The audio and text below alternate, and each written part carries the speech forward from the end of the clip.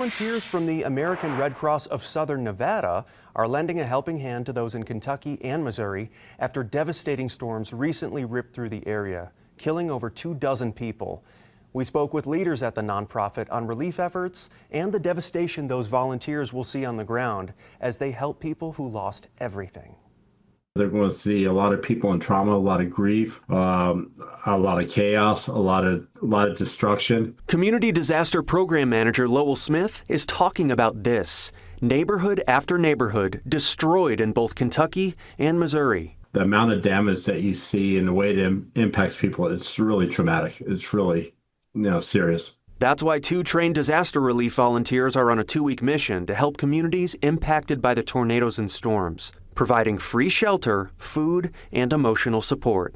That last part is what gets Smith every time he goes on a mission. You see the people just breaking down and, what they went through. That's when you really experience it because you're right there and you actually feel the grief and you can feel their emotions. And it's really impactful.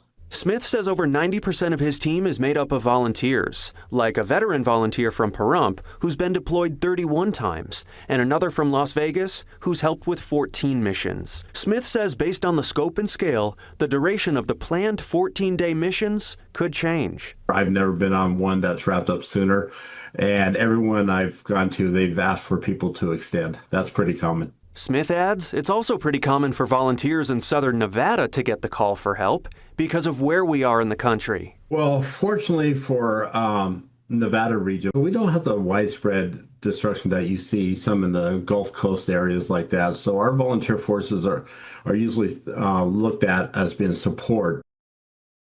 The Red Cross says 270 volunteers are currently on the ground helping across both states.